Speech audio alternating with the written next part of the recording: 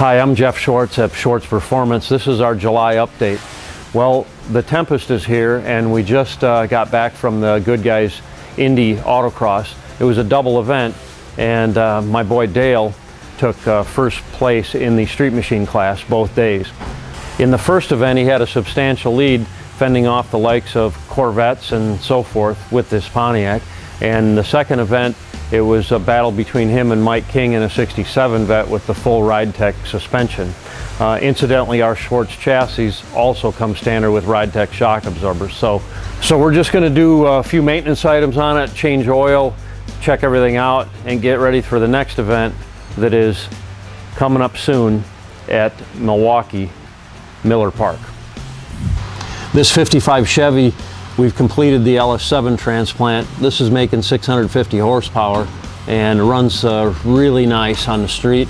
We're just doing a few refinements. We got to tweak these hood hinges so the hood opens up just a little bit more and get the cruise control dialed in. This car was a done painted car when it came in, and we just did a few little subtle upgrades. We fabricated this close-off panel to close off the radiator area, and then we put a hood latch with a remote release inside.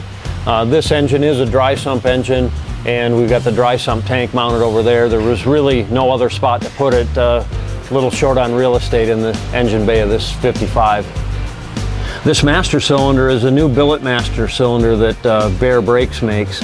And it's really a clean setup. It's hard coat anodized with a black anodized top. Got the dual billet covers for filling the master cylinder front and rear reservoirs. It's a real nice piece that's designed from scratch, and it doesn't really look like your typical cast iron master cylinder. The interior of this 55 Chevy was nicely done in leather. However, the owner wanted to get rid of the double humps that were on the dash of the 55, so we filled in the other one and then fabricated a new instrument area here with just one hump, and it's larger so you can fit most of your gauges in there.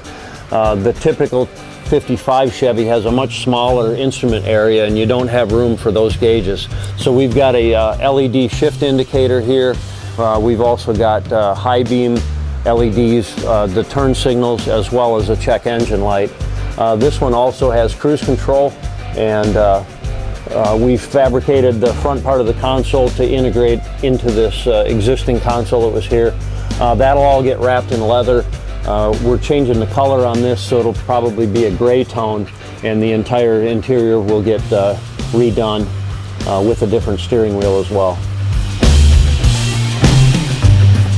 The back here, we widened these wheel tubs about 2.5 inches, so it's got a 345/30/19 in there. It's about 15 inches of rubber.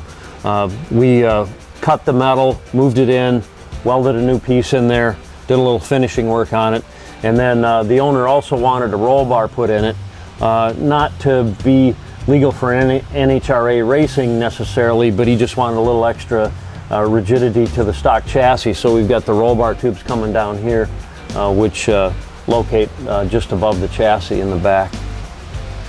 Another product we have here at Schwartz Performance is our billet Optima battery trays. We try to use Optima batteries on all of the projects. Typically we use a deep cycle yellow top battery. This is our battery tray, which is billet, and it clamps on the bottom of the battery, so you don't have any interference with the terminals, which are located on the top or the side. Many products that locate the battery have a plate that goes on top with like threaded rods, and it can get into the way of these side terminals. You can get have a short, and also you've got to navigate around these top terminals. By clamping on the bottom, this is more of an OE type of arrangement where you clamp on the bottom of the battery rather over the top of it, and gives a cleaner installation and just less chance for things to happen.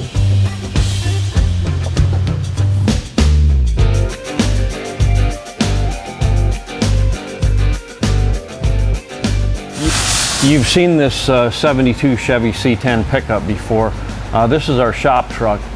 We used it to tool up a customer chassis, which I'll show you in a moment. But now we have our chassis underneath here, which is getting a 540 big block, which has already been installed. We're also doing stack injection on it. The manifold hasn't been converted to EFI yet, but we've got the engine positioning worked out, and then we've got it mocked up with these forge line wheels. In this case, 335/30 18s on all four corners, and these are 18 by 12 inch forge lines, SO3Ps. These again are just for mock-up. We're not quite sure on what style we're going to use on this truck yet. We're one of the top 10 forge line dealers nationwide, so if you need forge lines, talk to us.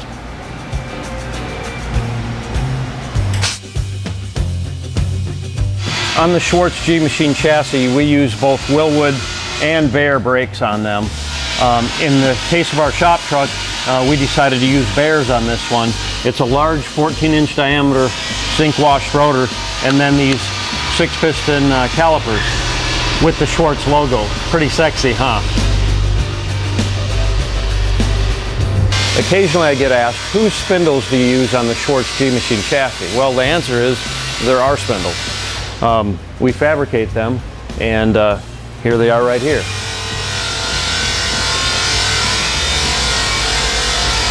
I also hear, are you guys using Corvette spindles? Well, no, we don't use Corvette spindles because we want our chassis to out-handle a Corvette.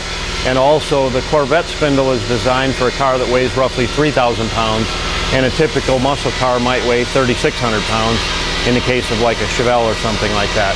Therefore, our spindles, we fabricate them out of steel so they have a higher load carrying capacity, and you'll never have one break. Here's another C10 chassis with the new LT1 Corvette V8 in it. This one's getting a 6L90 transmission. In this case, we're mocking it up with a 6L80. But in any case, it's going to be a great truck. C10s are really popular, and we're really happy that we now have chassis available for the 67 to 72 Chevy C10s.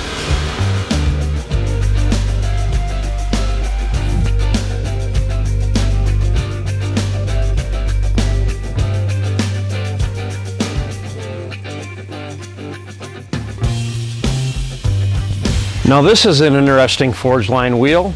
There's no lug nut holes. What's up with that? Well, actually, these are called center lock wheels.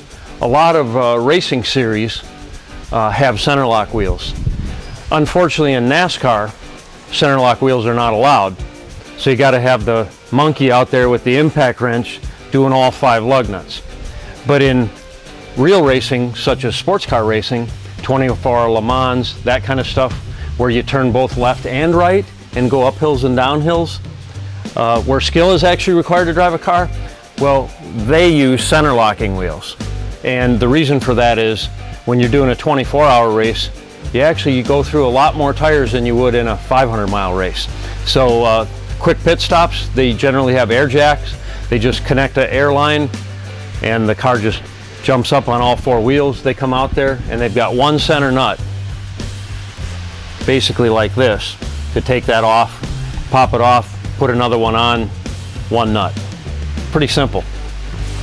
How this works is this adapter goes on there. This is how we retrofit them to muscle cars. This adapter goes on there, and then we have this precision machined nut that goes on there and acts as a drive pin. So the wheel has recesses that made up with these lug nuts so that it gives it a method of driving, and then this nut goes on the top to tighten it all down. So here's the back side of that wheel, and basically this fits inside there, and that's what allows it to drive without spinning on itself. Incidentally, this is left-handed thread, so this would go on the right-hand side of the car, so as you're driving it's tightening. And the opposite side on the other side.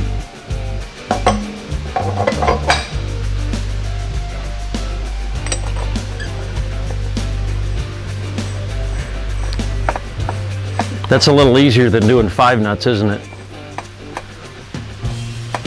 Especially if you have a big impact. So what's going on with this cool 69 Mustang Fastback with the Heights independent rear suspension? I can't tell you. Sorry.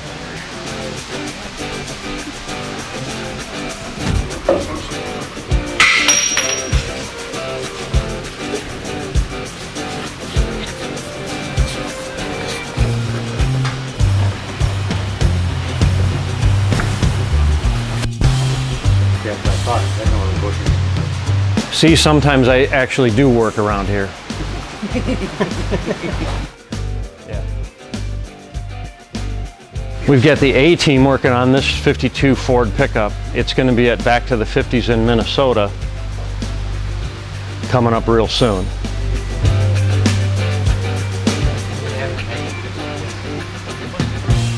This is that truck we've been working on for quite some time, where we extended the cab 6 inches so there's a little more room inside of it. This is the 67 Corvette that has our Schwartz G-Machine Corvette chassis in it. We did an LS7 swap on this as well. We're at the stage now where we're going to epoxy prime the whole thing, and then we'll do polyester and start doing our blocking.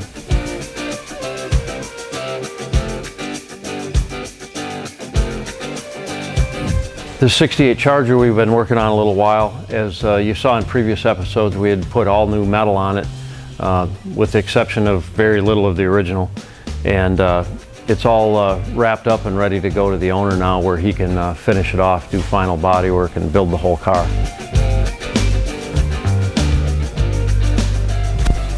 This one's getting an old school Hemi, the 426, and those engines were quite large.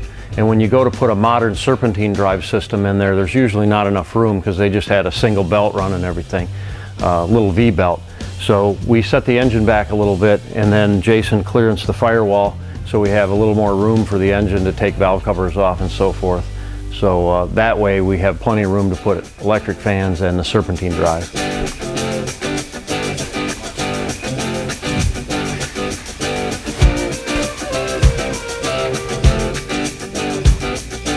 So what's going on in here? Well, it's a big empty building, and this is obviously an air compressor. So we need a little more space, so we're expanding, and now we'll be able to do even more work. This is that 82 S10 that's going to be a riot to drive. Right now we're fabricating the headers, and we're also plumbing the dry sump. So this is a -12 AN line, and we're plumbing from the oil pan, which the pump operates off the front of the crankshaft, and the passages actually connect to the oil pan, and then we mounted the dry sump tank in the bed of the truck. The headers are 2-inch tubes, and then we have a merge collector, and I'll show you those in a second. This is a merge collector that we're using on fabricating these headers. These came from Stainless Works. And basically they have a merge cone where all 4 tubes go down into a smaller diameter and then back to a larger, in this case 3-inch for our 3-inch exhaust. This is 2.5. And what that does is create a Venturi effect and actually help scavenge the cylinders. And then if you look inside that collector, there's actually a merge cone inside there, and that also enhances flow and horsepower. This 75 Trans Am is a complete project that we've been looking at the last several months. It's now finished up. We're just doing the final tweaks on it, and it's destined to go to its owner here shortly. We'll have the car back in late July at the Carcraft Summer Nationals in Milwaukee, Wisconsin at State Fair Park. Come up there and see us. This car will be our Pro Builder shootout car, and we would appreciate your votes.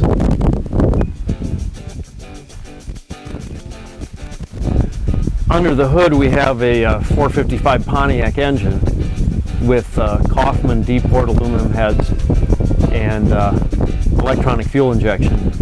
We had to do some fabrication to fit the shaker hood on top of that Victor intake manifold. But it turned out really good, and lots of torque out of this Pontiac engine, and runs really nice.